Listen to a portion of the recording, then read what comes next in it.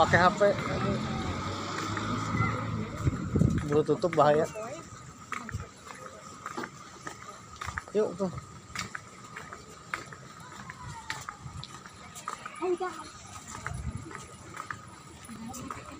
Masuk aja.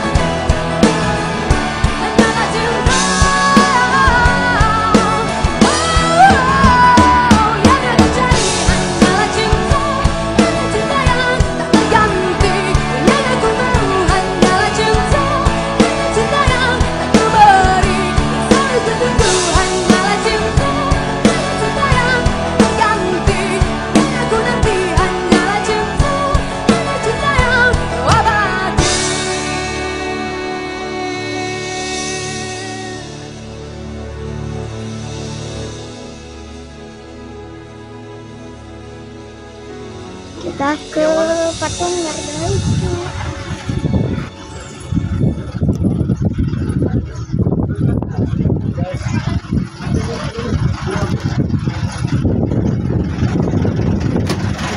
Oke guys, kita ke GWK ya.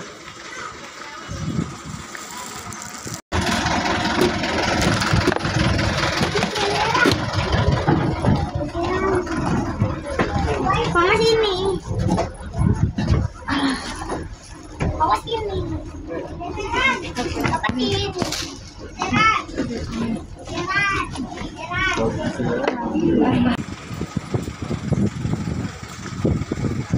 Guys,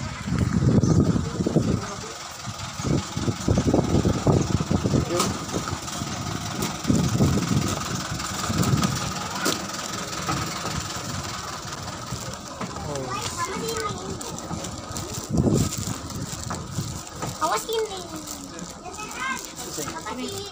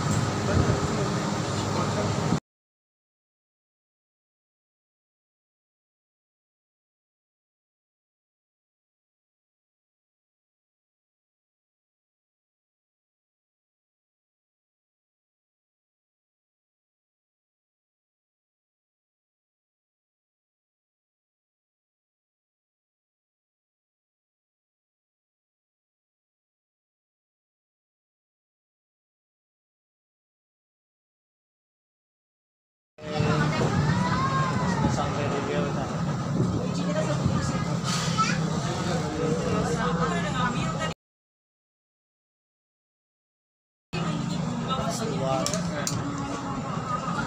Oke.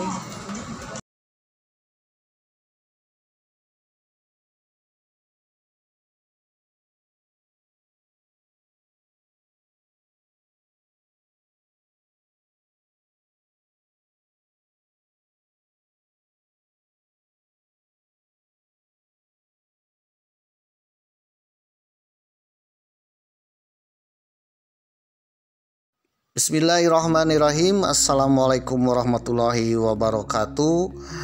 Om Swastiastu, Namo Buddhaya, salam kebajikan, sampurasun, sugeng rau, ken kabari, Om Santi Santi Om. Apa kabar dulur-dulur baraya, warga negara Indonesia? Tetap semangat di tahun baru 2025. Mudah-mudahan kita semua ya dapat hoki, keberkahan dan juga keberuntungan di tahun 2025 ini pemirsa. Amin. Dan juga kebetulan ya video Mamang ini ya episode kali ini tayangnya pas bulan suci Ramadan. Waduh.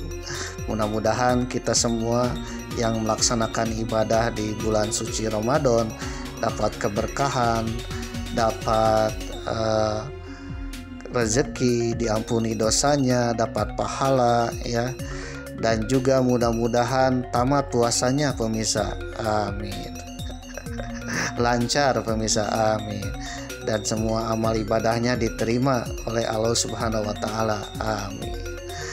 Oke pemirsa yang berbahagia ya, ubur-ubur ikan lele, mudah-mudahan saja di tahun 2025 kita semua ya, termasuk negara kita yang kita cintai, menjadi negara yang makmur, sejahtera, tentram, adil dan mendamaikan dunia pemirsa. Tidak ada lagi yang namanya hama ya, harimau Malaya. Bukan ya. Hama di sini adalah merusak. Salah satunya merusak pembangunan ya, merusak bangunan, merusak aspal, merusak pertamak isi pertalit, merusak laut di kapling-kapling, laut di pagar-pagar. Waduh. Merusak timah hilang 300 triliun. Waduh. Merusak apalagi ya? Penting merusak ya, merusak kongguan isi ranginang. Dan juga merusak pembangunan bangsa dan negara kita pemirsa, merusak kesejahteraan rakyat, merusak memakmurkan rakyat, apalagi merusak negara pemirsa. Mudah-mudahan saja ya dalam pembangunan kali ini, pada era pemimpin Macan Asia kali ini ya, bisa memberantas hama-hama tersebut pemirsa. Amin. Memang yakin ya presiden kita ini adalah Macan Asia yang siap membangun bangsa ini dan juga merapikan hama-hama sehingga pembangunan tumbuh membangun dan juga bisa mensejahterakan rakyat dan juga bisa menjadi negara yang melampaui negara lain pemirsa, menjadi negara yang dicita-citakan oleh para pejuang kita zaman dahulu, yaitu menjadi negara yang sejahtera, tentram, adil dan mendamaikan. Ya memang cuman berdoa ya mudah-mudahan kita semua dapat keberkahan di tahun 2025 dan juga negara kita menjadi negara yang lebih maju, sejahtera, tentram, adil dan makmur pemirsa. Amin. Kata pepatah dulu ya, sering-seringlah berdoa pemirsa, karena yang merubah nasib itu adalah Tuhan Yang Maha Esa pemirsa. Apalagi di bulan suci Ramadan tahun 1446 Hijriah ya. Mudah-mudahan saja kita sering-seringlah berdoa mendekati diri kepada Tuhan Yang Maha Esa, kepada Allah Subhanahu wa Ta'ala, supaya kita bisa diberkati. Dan jangan lupa berdoa untuk bangsa dan negara kita pemirsa. Kalau zaman dulu para pahlawan kita berjuang dengan mati-matian, mengorbankan jiwa dan raga, ya setidaknya sekarang, zaman sekarang, minimal kita berdoa untuk bangsa ini. Minimal kita membuat karya untuk bangsa ini. Kalau tidak bisa membuat karya, minimal jangan jadi hama pemirsa. Hama yang merugikan ya semua orang, termasuk juga diri sendiri pemirsa. Waduh, jangan sampai kita menjadi hama pemirsa. Ya hama yang merugikan orang lain, hama yang merugikan tetangga, warga sekitar, hama yang merugikan keluarga. Waduh, apalagi hama yang merugikan satu nusa satu bangsa pemirsa. Apalagi merugikan seluruh dunia. Waduh. Oleh karena itu, untuk meneruskan cita-cita para pahlawan kita yang rela berkorban ya pada masa perang kemerdekaan zaman dulu ya, minimal hari ini kita yang sudah merdeka ini, minimal kita tidak jadi hama ya. Minimal kita tidak berbuat jahat atau merugikan orang lain pemirsa. Minimal kita tidak mengganggu orang lain ya. Dengan tidak mengganggu orang lain ya, apalagi di bulan suci Ramadan ini, kita telah bersumbangsi untuk kemerdekaan dan pembangunan di negeri kita yang kita cintai ini, yaitu Indonesia pemirsa. Oke pemirsa, marilah kita tidak jadi hama pemirsa, supaya bangsa kita menjadi bangsa yang kuat dan pembangunannya maju. Termasuk pada saat ini bulan suci Ramadan, mudah-mudahan dapat pahala pemirsa dengan cara tidak jadi hama. Ya kebayang kalau jadi hama di bulan suci Ramadan ya, bukannya pahala yang datang ya, malah dosa yang menumpuk. Amin amin. Oke pemirsa yang berbahagia, satu nusa satu bangsa, ubur-ubur ikan lele, Mamang masih melanjutkan perjalanan di Bali le. Waduh, kali ini Mamang sudah sampai di suatu tempat, tepatnya di selatan Pulau Bali, di Semenanjung Benoa. Waduh, iya, ini adalah tempat ikoniknya Bali pemirsa. Kalau di Jakarta ada Monas sebagai landmarknya Jakarta, di Paris ada Menara Eiffel ya sebagai landmarknya, di New York Amerika ada patung Liberty sebagai landmarknya. Kira-kira kalau di Bali apa landmarknya? Ayo tebak. Ternyata landmark Bali adalah patung Garuda Wisnu Kencana yang menjulang tinggi, bahkan setara dengan Menara Eiffel ya, bahkan juga setara dengan patung Liberty pemirsa dan Monas. Jadi kalau saudara naik pesawat ya ke Bali, lalu turunnya di Bandara I Gusti Ngurah Rai, sebelum landing saudara akan melihat sebuah patung yang bernama Garuda Wisnu Kencana. Patung ini menjulang tinggi pemirsa. Saking tingginya kalau kita naik pesawat ya, waduh, ini akan kelihatan bahwa Bali ini dijaga oleh Garuda Wisnu Kencana, dijaga oleh Dewa Wisnu pemirsa. Sang penjaga Bali pemirsa. Waduh. Dan apabila kita memanjat ke patung Garuda Wisnu Kencana ini, kita akan bisa melihat seluruh pulau Bali loh. Waduh. Penasaran? Ya memang juga penasaran. Oke pemirsa yang berbahagia ya, setelah sampai di Pulau Bali di Tanah Dewata ya, lalu Mamang rapat dinas dulu. Waduh, di Terminal Ubung. Kira-kira langkah Mamang mau kemana nih? Utara, selatan, timur, barat ya, Tanah Dewata. Ternyata diputuskan untuk ke landmark dulu ya, landmarknya Pulau Bali. Aduh, landmarknya Tanah Dewata, yaitu Garuda Wisnu Kencana. Bahkan ada orang bilang ya, tak lengkap kalau datang ke Jakarta tanpa ke Monas pemirsa. Tak lengkap kalau datang ke Paris tanpa ke Menara Eiffel. Memang juga sama, tak lengkap kalau datang ke Tanah Dewata tanpa ke Garuda Wisnu Kencana pemirsa. Waduh, oleh karena itu Mamang pun langsung gas ya, oke gas, menggas sampai ke Garuda Wisnu Kencana menggunakan taksi online bersama drivernya Mas Malang pemirsa. Sang Aremania pemirsa. Waduh, terima kasih kepada Mas Malang sang Aremania yang telah mengantarkan Mamang ke depan gerbangnya Garuda Wisnu Kencana pemirsa. Jaraknya dari Terminal Ubung ke Garuda Wisnu Kencana ini ke arah selatan itu jaraknya lumayan jauh ya, sekitar 54 km pemirsa. Kalau dikonversikan 54 km ini ya dari Cipatujah Tasik Selatan sampai kota Tasik, atau mungkin dari Ciwidey ke Lembang pemirsa. Waduh. Atau mungkin dari Puncak ke Jakarta pemirsa. Waduh, lumayan ya, agak jauh juga.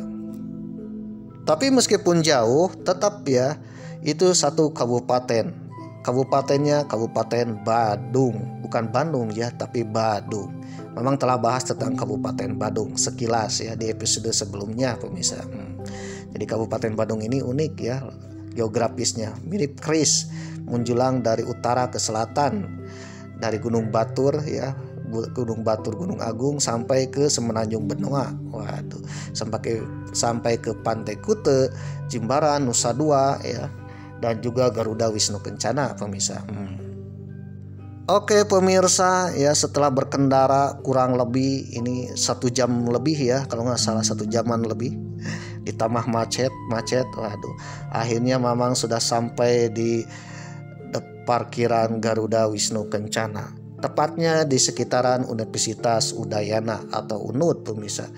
Ternyata ya, Garuda Wisnu Kencana ini letaknya sangat dekat dengan Universitas Udayana atau UNUD, salah satu universitas yang terkenal di Tanah Dewata. Kalau di Jogja ada UGM ya, kalau di Bandung atau di Jawa Barat ada Unpad, waduh, Universitas Pajajaran, Universitas Gadjah Mada. Kalau di Jakarta ada UI, Universitas Indonesia. Nah, kalau di Bali ya, di Tanah Dewata ada Universitas Udayana pemirsa. Sebuah universitas yang populer mencetak generasi bangsa dari Tanah Dewata pemirsa. Setelah melewati Universitas Udayana, ya tak jauh dari Universitas Udayana ada parkiran Garuda Wisnu Kencana pemirsa. Di sana mobil hanya sampai di parkiran. Setelah dari parkiran, Mamang harus naik shuttle bus. Waduh, bus shuttle atau bus pengumpan ya, dari parkiran ke Garuda Wisnu Kencana. Bagi pengunjung Garuda Wisnu Kencana ini gratis pemirsa. Bagi pengunjung ya, harus pengunjung. Karena nanti setelah sampai di Garuda Wisnu Kencana, setelah turun dari shuttle bus, kita akan masuk ke ruang loket pemirsa. Ya, ruang tiket. Waduh, tiket pembayaran masuk ke Garuda Wisnu Kencana pemirsa. Oke pemirsa, Mamang sudah sampai di parkiran itu pukul 17.15 waktu Indonesia Tengah ya. Jam 5 lebih 15-an kalau nggak salah ya. Waktu Indonesia Tengah. Kalau di Jawa mungkin masih jam 4.15 pemirsa. Karena beda 1 jam dengan Tanah Dewata pemirsa. 17.15 waktu Indonesia Tengah ya. Mamang sudah sampai di parkiran. Lalu dilanjut dengan naik mobil bandros, mobil shuttle bus. Ini mirip bandros kalau di Bandung ya. Ternyata dari parkiran menuju gerbangnya Garuda Wisnu Kencana ini agak jauh juga ya, kurang lebih 2 kilometeran pemirsa. Waduh, 2 kilometeran dengan kontur menanjak. Waduh.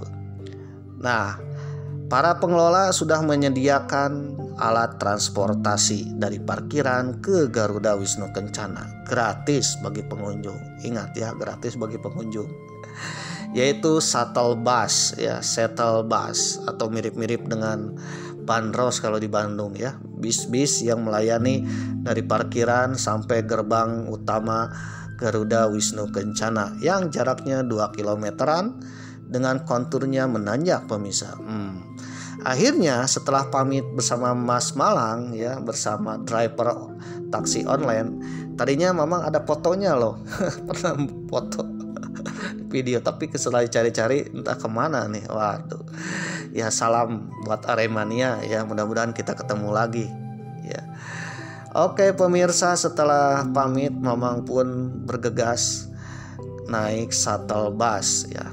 Ketika naik shuttle bus ternyata pengunjung Garuda Wisnu Kencana itu penuh.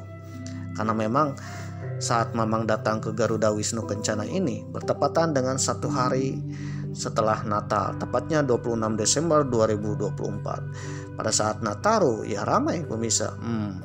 Sampai-sampai untuk naik ke shuttle bus pun harus mengantri. Waduh. Tapi tenang saja, shuttle busnya banyak di sini.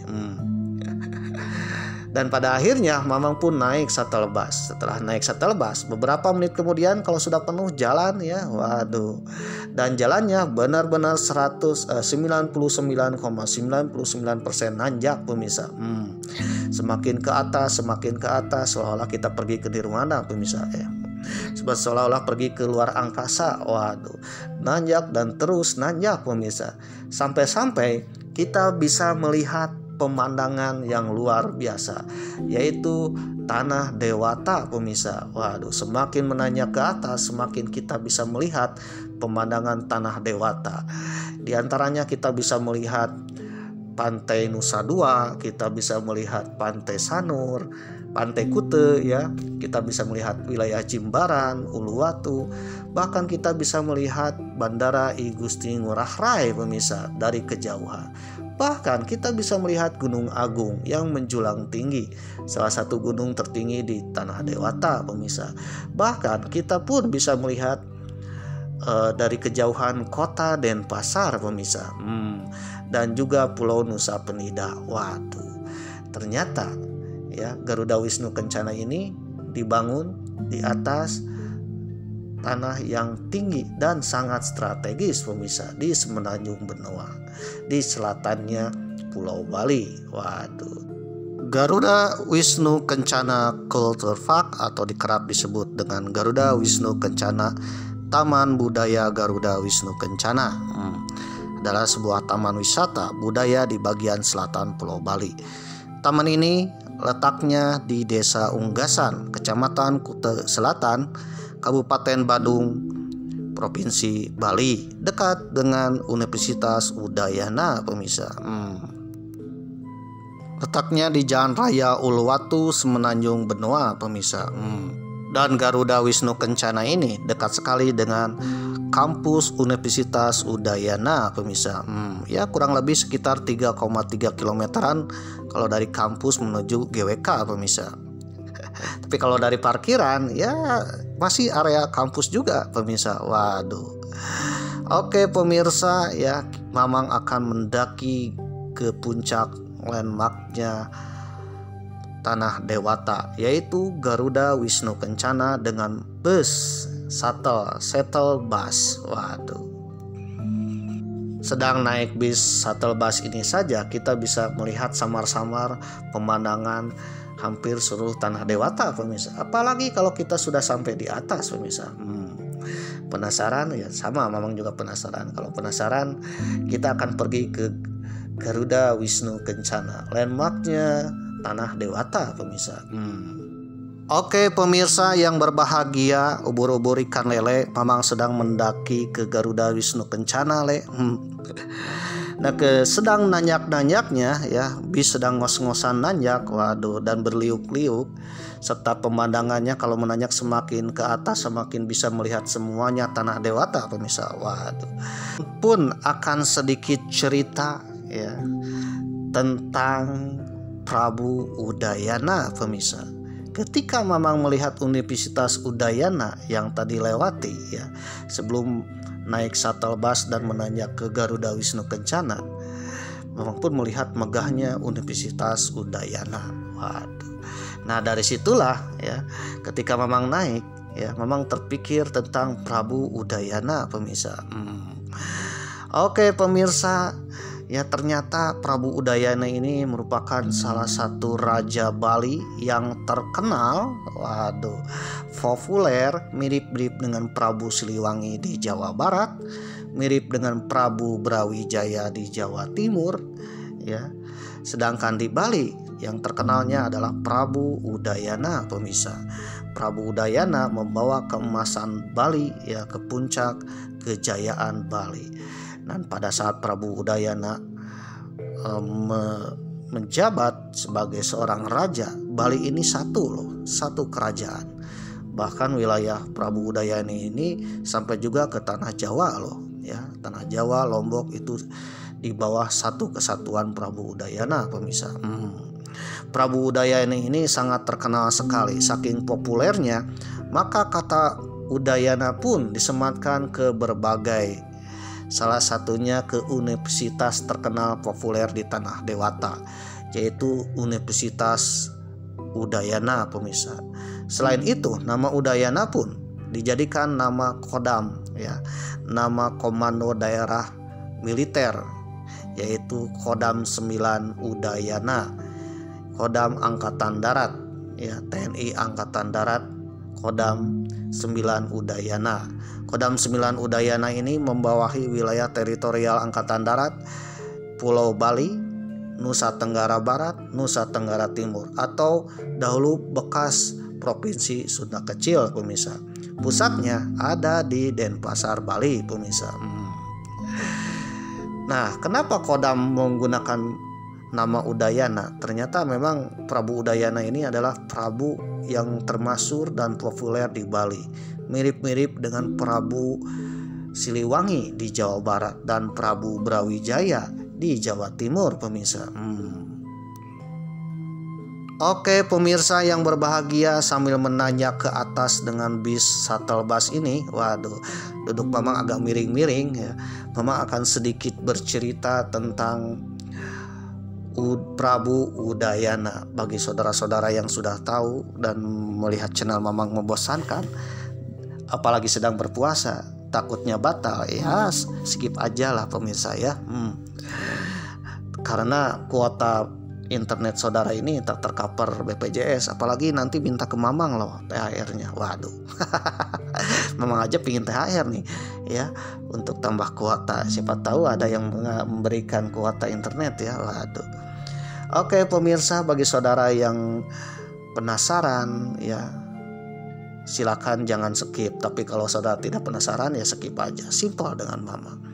Namun bagi siapapun yang menonton sampai tamat, Mamang doakan mudah-mudahan saudara menjadi orang terkaya, termakmur ya, baik itu yang dialami oleh saudara atau setidaknya dialami oleh anak, cucu, cicit saudara pemirsa. Mamang doakan mudah-mudahan menjadi yang terkaya dan termakmur di negeri ini, melebihi bos pagar laut pemirsa ya, bos timah 300 triliun pemirsa. Waduh ya, yang penting jangan jadi hama lah kalau jadi orang kaya. Ya mudah-mudahan doa Mamang dikabulkan pemirsa, amin. Oke pemirsa yang berbahagia, sebelum kita membahas Prabu Udayana, Raja Bali yang termasyhur, kita pun harus mengetahui periode atau zaman-zaman di Bali, pemirsa. Termasuk juga periode atau zamannya Prabu Udayana. Kira-kira zamannya termasuk zaman yang mana nih? Dan juga tahun-tahun periode tahun berapa nih? Supaya kita bisa memposisikan diri dalam bercerita ya. Karena memang kalau di Bali ini ada beberapa periode-periode tentang kerajaan-kerajaan di Bali, pemirsa, dan zaman-zaman di Bali. Ada yang satu pulau Balinya ini terdiri dari banyak kerajaan, ada yang satu pulau Bali terdiri hanya satu kerajaan, pemirsa. Ada juga satu pulau Bali ini tergabung dengan kerajaan yang ada di Pulau Jawa, pemirsa, yaitu Majapahit. Waduh. Oke, pemirsa, berikut ini adalah periode sejarah Bali. Dikutip dari bukunya Sejarah Nasional Indonesia 1, pemirsa. Periode sejarah Bali meliputi yang pertama adalah zaman prasejarah. Zaman prasejarah ini ya sebelum abad ke-8 Masehi, pemirsa. Jadi kehidupan manusia sebelum abad ke-8 Masehi itu dikenal dengan zaman prasejarah. Di mana pada masa zaman prasejarah belum mengenal tulisan, pemirsa. Salah satu peradaban zaman prasejarah ada di Gilimanuk. Ya, memang telah bahas episode sebelumnya, pemirsa. Ya, peradaban 2000 sebelum Masehi. Dan konon katanya Bali ini sudah dihuni 200.000 sebelum Masehi, pemirsa. Waduh. Lalu yang kedua adalah zaman kerajaan kuno Bali, yaitu pada abad ke-8 sampai ke-14 Masehi. Tepatnya abad ke-8 sampai ke-14 Masehi. Pada masa ini Bali dipimpin oleh satu kerajaan dinasti Warmadewa atau dikenal dengan keluarga Marwadewa, dengan nama kerajaannya Kerajaan Bedahulu, pemirsa. Dan disinilah hidup seorang Prabu termasyhur itu, yaitu Prabu Udayana, pemirsa. Jadi Bali satu kerajaan. Bahkan Prabu Udayana pun mempunyai kekuasaan di luar Pulau Bali, pemirsa. Bisa dikatakan Prabu Udayana ini adalah kekaisaran Bali sampai ke Nusa Tenggara Timur, Nusa Tenggara Barat, sampai ke Tanah Jawa. Putra dari Prabu Udayana ini adalah Prabu Erlangga. Kelak akan memimpin Tanah Jawa, pemirsa, dengan kerajaan Kahuripan. Memang pun sudah bahas itu. Periode berikutnya nomor 3 adalah zaman kerajaan Bali setelah Majapahit.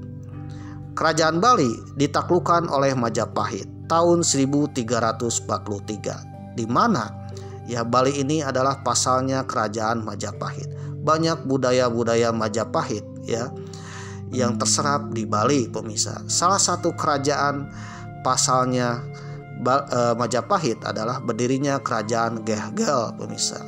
Kerajaan Gehgel ya dulunya adalah kerajaan bawahan Majapahit. Sampai Majapahit runtuh ya, Gehgel menjadi penerus Majapahit di Bali, pemirsa. Kerajaan Bali ditaklukkan oleh Majapahit tahun 1343 Masehi oleh Patih Gajah Mada, dan Patih Gajah Mada beserta Hayam Wuruk mendirikan kerajaan pasalnya yaitu kerajaan Gehgel, pemirsa. Pada masa kerajaan Gehgel di bawah kerajaan Majapahit. Majapahit waktu itu Prabu Hayam Wuruk menunjuk Sri Kresna Kepakisan untuk memerintah di Bali, pemirsa. Maka dikenallah Wangsa Kepakisan atau periode kerajaan Gehgel. Sampai Majapahit runtuh, Gehgel tetap berdiri meneruskan warisan dari Majapahit. Maka jangan heran setelah berdirinya kerajaan Gehgel, budaya Majapahit terserap di Bali, pemirsa. Bahkan di Bali terkenal dengan miniaturnya Majapahit, pemirsa. Jadi budaya-budaya Majapahit itu diteruskan di Bali oleh kerajaan Gehgel. Lalu zaman keempat adalah periode kerajaan Kelungkung, pemirsa. Kerajaan Kelungkung sebenarnya merupakan kelanjutan dari dinasti Gehgel. Namun ada pemberontakan terhadap Gehgel. Gehgel pun hancur, pemirsa. Dimulai pada tahun 1710, Dewa Agung Jambe dari kerajaan Kelungkung memimpin kerajaan Kelungkung menggeser kerajaan Gehgel. Gehgel pun runtuh, pemirsa. Yang kelima adalah zaman kerajaan-kerajaan pecahan Kelungkung, pemirsa. Kemudian kerajaan Kelungkung pun pecah pada abad ke-18 Beberapa kerajaan yang terpisah dari kerajaan Kelungkung. Di antaranya adalah kerajaan Badung, yang kedua kerajaan Mengwi, yang ketiga kerajaan Bangli, keempat kerajaan Buleleng, kelima kerajaan Gianyar, 6 kerajaan Karangasem, 7 kerajaan Kelungkung, 8 kerajaan Tabanan, 9 kerajaan Jimbrana. Nah, kerajaan-kerajaan inilah ya menjadi kerajaan yang terpecah belah ya, terpecah-pecah. Satu Bali ini terdiri dari beberapa kerajaan kecil. Periode ini terjadi pada abad ke-18 atau tepatnya 1775 sampai 1846 Masehi. Lalu kemudian nomor 6 adalah zaman kolonial, di mana Belanda berhasil menaklukkan Bali pada tahun 1846. Lalu yang selanjutnya adalah zaman penjajahan Jepang tahun 1942 sampai 1945. Lalu yang terakhir adalah zaman era kemerdekaan, tahun 1945 sampai sekarang. Oke pemirsa, jadi Mamang akan membahas kerajaan Bali kuno, yaitu kerajaan yang dipimpin oleh Prabu Udayana dengan nama kerajaannya Kerajaan Bedahulu. Pada masa Prabu Udayana ya, Bali merupakan sebuah kerajaan termasyhur, bahkan kekuasaannya melewati Pulau Bali sendiri pemirsa. Bahkan pada masa Prabu Udayana, masyarakat Bali ini menjadi masyarakat yang tentram, sejahtera ya, dan juga menjadi kerajaan keemasan Bali pemirsa. Prabu Udayana membawa Bali menjadi kerajaan termasyhur di Nusantara, bahkan ke mancanegara pemirsa. Waduh, orang Tiongkok mengenal Bali berkat Prabu Udayana pemirsa. Waduh, Prabu Udayana merupakan raja, salah satu raja yang demokratis pemirsa. Prabu Udayana mau terbuka pada masyarakat dan mau mendengarkan suara rakyat. Bahkan kalau di Jogja kita mengenal tahta untuk rakyat, ternyata di Bali pun ada ya istilah itu, tahta untuk rakyat. Salah satunya oleh Prabu Udayana. Prabu Udayana ya menjadi seorang raja bukan saja karena memang sistemnya anak raja, tetapi rakyatnya menginginkan beliau menjadi raja pemirsa. Jadi Prabu Udayana ini ya tahta untuk rakyat. Dikutip dari balisaja.com dengan judul artikel Udayana, Raja Bali Kuno yang terbuka dan mau mendengar suara rakyat, edisi 26 Mei 2022. Di antara raja-raja Bali kuno, Prabu Udayana tampaknya paling bersinar dan termasyhur di antara raja-raja Bali kuno pemirsa. Pada masa kepemimpinannya, Bali disebut-sebut mencapai masa kejayaannya. Waduh, masa kegemilangannya. Waduh. Itu sebabnya nama Udayana begitu populer hingga digunakan sebagai nama kampus negeri tertua di Bali dan institusi militer penting yang membawahi wilayah Bali, Nusa Tenggara Barat dan Nusa Tenggara Timur. Udayana awalnya digunakan sebagai nama fakultas, yaitu Fakultas Sastra Udayana yang merupakan cabang Universitas Erlangga Surabaya sejak 29 September 1958. Fakultas Sastra Udayana menjadi embrio lahirnya Universitas Udayana pada tanggal 17 Agustus 1962. Dan Universitas Udayana ini rektoratnya dekat dengan Garuda Wisnu Kencana pemirsa. Namun untuk mengenang fakta historisnya, tanggal pendirian Fakultas Sastra Udayana dipilih sebagai tanggal lahirnya Universitas Udayana. Selain di lingkungan pendidikan, di lingkungan militer Indonesia, terutama Angkatan Darat, nama Udayana mulai digunakan secara resmi pada tanggal 3 Mei 1960. Sebagaimana tertera dalam laman resminya atau laman internetnya Kodam 9 Udayana, komando daerah militer yang membawahi wilayah Sunda Kecil, yaitu wilayah Bali, NTB, serta NTT itu bernama Kodam Nusa Tenggara Wirabuana, serta Kodam ke-16 Nusra Raksabuana. Waduh, sekarang berubah menjadi Kodam 9 Udayana, pemirsa. Pada tanggal 3 Mei 1962 digunakan nama Kodam 16 Udayana, lalu Kodam 9 Udayana sejak 12 Februari 1985 sampai sekarang. Namun tanggal pendirian Kodam Nusra Wirabuana yaitu 27 Mei 1957 ditetapkan sebagai hari jadi Kodam 9 Udayana hingga kini. Yang menjadi pertanyaan, mengapa TNI Angkatan Darat untuk menamai Kodam wilayah Bali, Nusa Tenggara Timur, Nusa Tenggara Barat, yaitu merujuk kepada Prabu Udayana. Salah satu alasan kenapa yang dipilih adalah Udayana, karena untuk menghormati, meneladani jasa-jasa sang raja Prabu. Di markas Kodam 9 Udayana dijadikan nama resmi Kodam Udayana. Di Jalan Udayana, Denpasar, didirikan patung Raja Udayana. Patung itu diresmikan pada tanggal 26 Februari 2009 oleh Kepala Staf Angkatan Darat Jenderal TNI Agus Sangsoko Purnomo.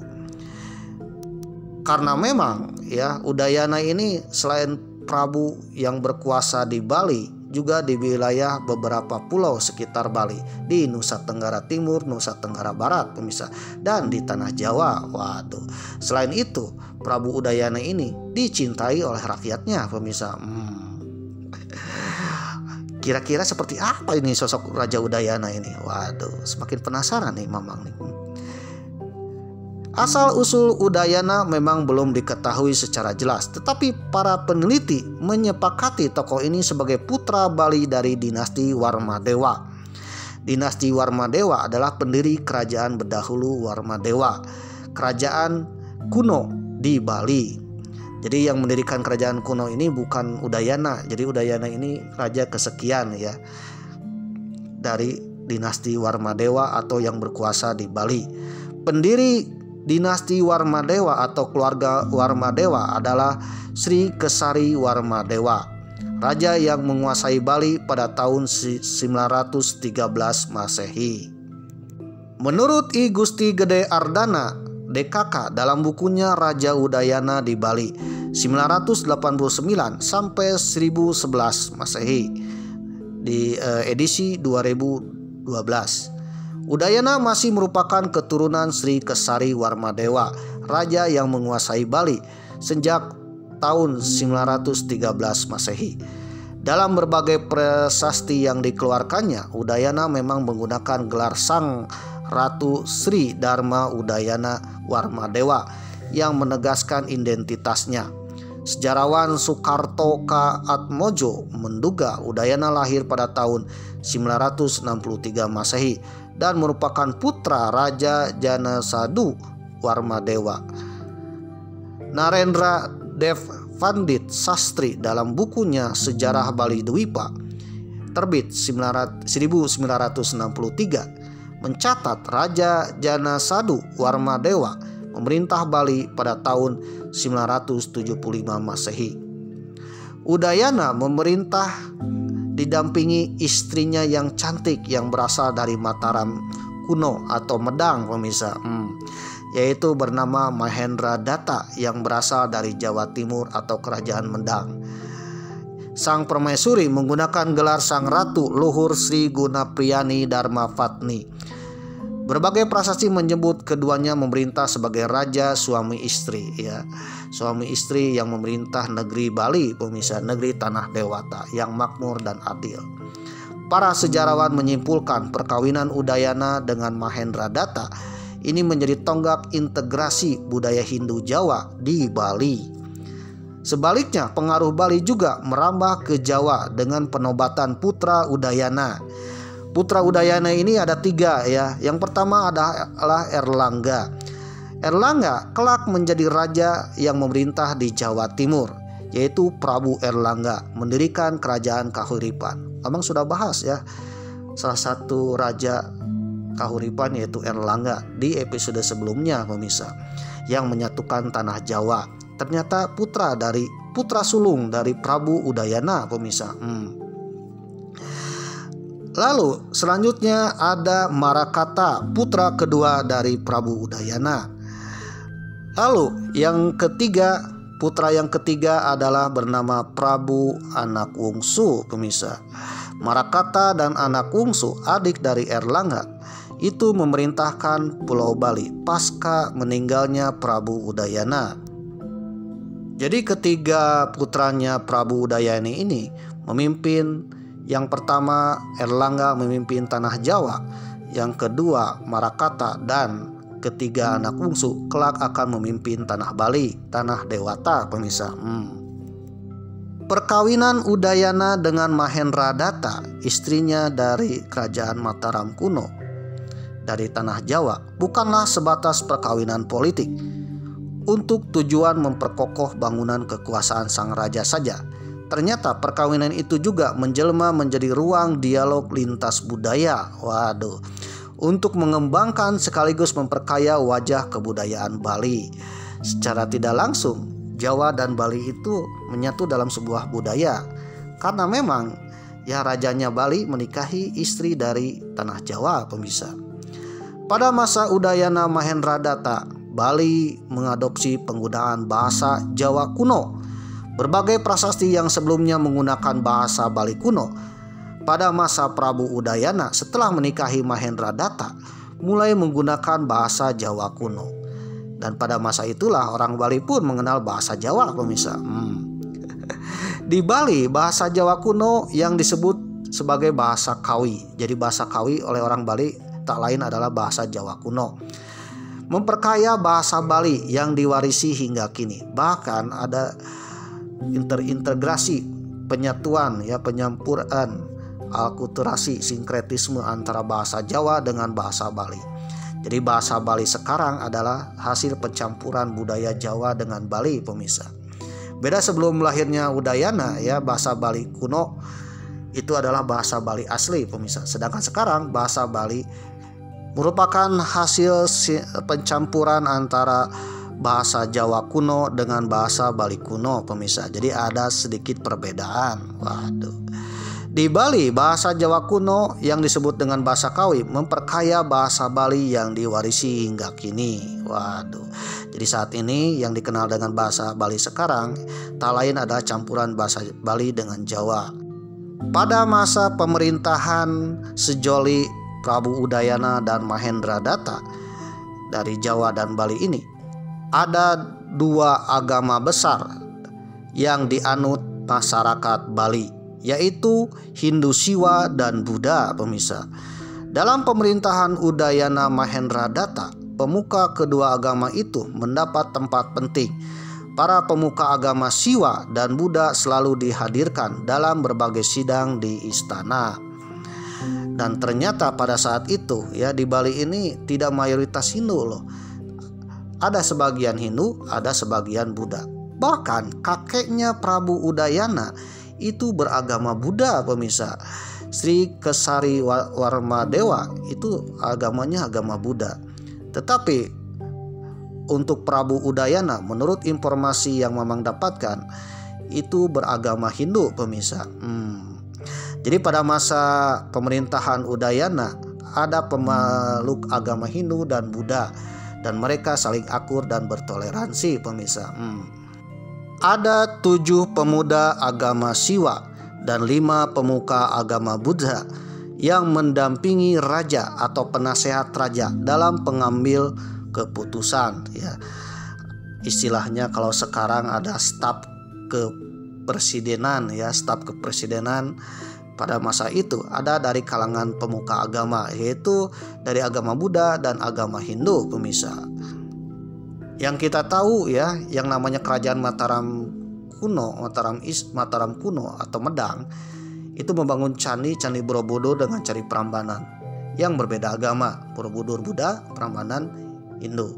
Nah, dan Mahendradatta inilah keturunan kerajaan Medang ya, di mana rasa toleransinya tinggi. Oleh karena itu ketika menikah dengan Udayana, ya, Prabu Udayana dinikahi oleh Prabu Udayana, Prabu Udayana pun mengadopsi ada istilah toleransi beragama, yaitu agama Hindu dengan agama Buddha di Bali, pemirsa. Menurut catatan Goris dalam buku Prasasti Bali 1, dalam bukunya terbit tahun 1154, pemuka kedua agama itu disebut sebagai Empungku Sewa Sogata. Empungku Sewa Sogata yang mengindikasikan hubungan harmoni antara kedua agama. Kendati sebagian besar penduduk Bali kuno menganut agama Siwa dan Buddha, pemerintah Udayana Mahendradatta juga mengayomi penduduk yang menganut sekte-sekte kecil atau yang masih menyembah animisme, dinamisme, ya, roh-roh nenek moyang yang di luar Hindu dan Buddha, pemirsa. Di antaranya menyembah dewa-dewa tertentu seperti sekte Ganapatiya yang menyembah dewa Gana, sekte Sora menyembah dewa Surya atau matahari, sekte Waisnawa memuja Dewa Wisnu, sekte Bhairawa menyembah Dewi Durga, sekte Pasupata memuja Lingga, dan juga kepercayaan animisme lain di Bali, pemirsa. Dan meskipun berbeda agama dan sekte-sekte tersebut diayomi juga oleh pemerintah Udayana dan Mahendradatta, pemirsa. Prabu Udayana, ya, tidak menghilangkan kepercayaan-kepercayaan selain Hindu dan Buddha, pemirsa, atau agama Hindu dengan sekte-sekte yang lain, pemirsa. Bahkan menurut hasil penelitian I Gusti Gede Ardana dan DKK yang bukunya terbit 2012, kepercayaan-kepercayaan lokal masyarakat Bali tetap dipertahankan. Itu dibuktikan dengan adanya perpaduan antara pemujaan roh nenek moyang atau animisme dan pemujaan dewa-dewa Hindu dan juga pemujaan kepada agama Buddha. Begitu juga masih digunakan nama-nama dewa lokal dalam beberapa prasasti Bali kuno. Raja Udayana juga memperlihatkan tipe kepemimpinan yang mau mendengarkan suara rakyat dan peka terhadap keadaan rakyat. Bahkan Raja Udayana tidak anti kritik, pemirsa. Waduh, kalau dikritik-kritik ya geli. Udayana tidak, ya, dikritik-kritik tetap, ya, mendengarkan apa yang diinginkan rakyat, pemirsa. Ini tercatat dalam prasasti Abang Pura Batur A menyebutkan Raja Udayana menerima pengaduan dari wakil-wakil desa Abang mengenai ketidakmampuan penduduk membayar pajak atau cukai akibat keadaan ekonomi yang kian melemah, serta tidak mampu ikut bergotong royong untuk kepentingan raja. Para penduduk mengajukan permohonan pengurangan atau keringanan dalam menunaikan kewajiban tersebut. Raja Udayana memperhatikan keluhan rakyatnya dan mengutus beberapa pejabat tinggi kerajaan ke desa tersebut untuk memastikan keadaan sesungguhnya.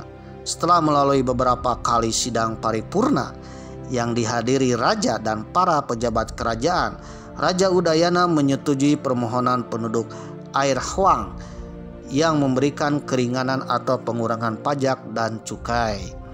Selain memberikan keringanan pajak bagi penduduk suatu desa, Raja Udayana juga memberikan keringanan pajak bagi rakyatnya untuk sejumlah tempat keramaian dan kepemilikan hewan atau benda tertentu. Misalnya bantilan, tempat mengadakan tazen, lancan, kuda, serta bangga sejenis perahu. Model kebijakan pengurangan bahkan penghapusan pajak memang kerap dilakukan raja-raja Bali kuno, baik sebelum maupun sesudah Raja Udayana. Pengganti Raja Udayana, Sang Sri Ajna Dewi, memberi pembebasan pajak kepada penduduk desa Jualah yang diserang musuh. Waduh.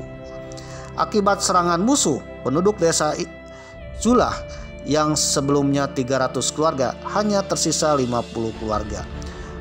Penduduk desa ini diserang oleh bandit, ya, oleh perampok. Waduh, kriminal hama, ya. Nah, kondisi itu tentu menjadi beban bagi rakyat untuk menunaikan kewajiban-kewajiban bagi raja. Maka raja pun membebaskan pajak. Kemudian sang raja pun yang mengirim beberapa pasukan untuk mengamankan serta membasmi para perampok, pemirsa, perompak, waduh, bandit yang meresahkan. Sampai akhirnya para bandit pun ya ditumpas oleh pasukan Prabu Udayana. Nah, inilah salah satu yang mencerminkan kepemimpinan yang peka sekaligus hadir di tengah-tengah rakyat yang tengah menderita. Ketika rakyatnya kena musibah bencana seperti tanah longsor, banjir bandang, maka Raja Udayana pun selain menghapus pajak juga memberi bantuan, pemirsa. Raja Udayana pun membangun beberapa saluran irigasi dan bendungan untuk mensejahterakan rakyatnya, pemirsa. Kalau di Bali kita mengenal adanya subak, ternyata ya subak ini adalah irigasi khas kunonya Bali. Dan ternyata subak ini dirancang, diperluas, bahkan menjadi tradisi sejak masa era Prabu Udayana, pemirsa. Maka jangan heran ya, Prabu Udayana ini kalau ingin mendirikan sebuah desa, maka airlah nomor satu. Ada sebuah desa yang jauh dari mata air dan selalu kekurangan, maka Prabu Udayana pun selain membangun irigasi atau dikenal dengan subak, dan kalau susah memerintahkan rakyat desa tersebut untuk pindah ke tempat yang ada mata airnya, pemirsa. Nah, sistem mata air inilah ya, atau dikenal dengan tirta, itu menjadi warisan kepada Prabu Erlangga, putra dari Prabu Udayana. Ketika Erlangga memimpin tanah Jawa, banyak pertitaan pemirsa di tanah Jawa, karena memang meneruskan warisan dari ayahnya Prabu Udayana, pemirsa. Karena air adalah salah satu sumber kehidupan. Waduh. Oleh karena itu sampai hari ini Bali terkenal dengan subur, pemirsa, karena banyak airnya. Meskipun jauh dari saluran air, ada saluran air kuno yang mampu mengaliri air sampai jauh, pemirsa. Raja Udayana diperkirakan wafat antara tahun 1011 sampai 1016 Masehi, sedangkan istrinya wafat lebih dulu. Berdasarkan angka-angka tahun prasasti, diduga Mahendradatta wafat antara tahun 1001 sampai 1011 Masehi. Mahendradatta dicandikan di Buruan, sedangkan Udayana ya dicandikan di Banyuwaka. Kalau Udayana dicandikan di Banyuwaka, Buruan dihubungkan dengan Pura Bukit Dharma di Dusun Kutri, Desa Buruan, Kabupaten Gianyar. Sedangkan Banyuwaka dihubungkan dengan Pura Yeh Mengening dan Candi Gunung Kawi, Tampak Siring, Kabupaten Gianyar, Bali, dekat dengan istana kepresidenan, pemirsa ya, istana presiden di Bali, Tampak Siring. Oke, pemirsa yang berbahagia, selama Prabu Udayana memimpin Bali, rakyatnya benar-benar sejahtera, tidak kekurangan makanan, sandang pangan, pemirsa, dan tentram. Waduh. Serta bahkan ada masyarakat yang bebas pajak, pemirsa, tidak bayar.